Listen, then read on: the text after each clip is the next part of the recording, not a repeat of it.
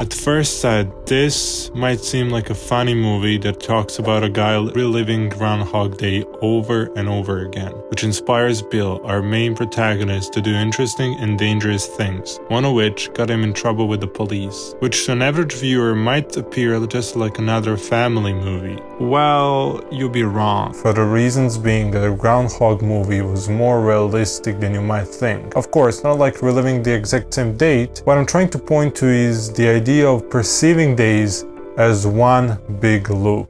Similar to seasons, first it's the spring, when nature is waking up and when new outdoor activities are finally possible, like horticulture and bike riding, and for some, then it's summer, even more outdoor activities are— Whoa, what does this have to do with Groundhog movie? Well, even though the weather and seasons change, we still seem to think that it's all just one big circle, that it keeps spinning and spinning until we either break ourselves from the chains of our perception or we let ourselves be sucked into it. And when you finally realize that you might be one of those people, it might also be an eye-opening experience. Like Bill, who ended up waking at the same time every day, working as a newscaster on the same day in the same small town, where he was sent with his colleague named Rita and a cameraman to film a groundhog leaving his cave. And what seemed to be an endless cycle ended up being a lesson for our protagonist to change. Nonetheless, Bill was not discouraged to work on himself when it comes to being a better person, but he also made Rita fall in love with him, not stressing on how many days it may take to win, because even when he wakes up the next day, he still has one way to succeed,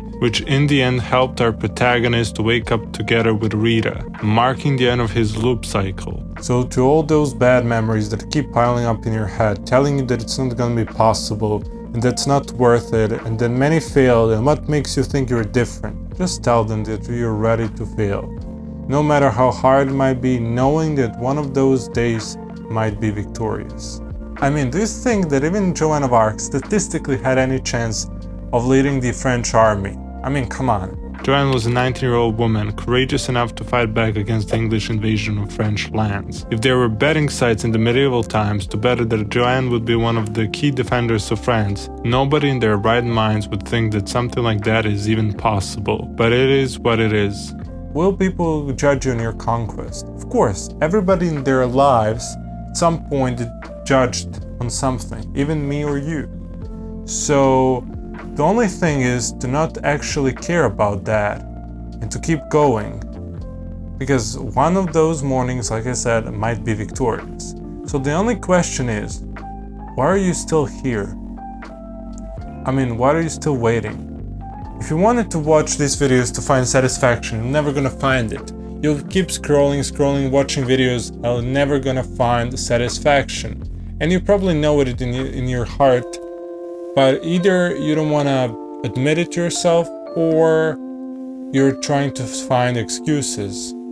So the final question from me to you is, why are you still waiting?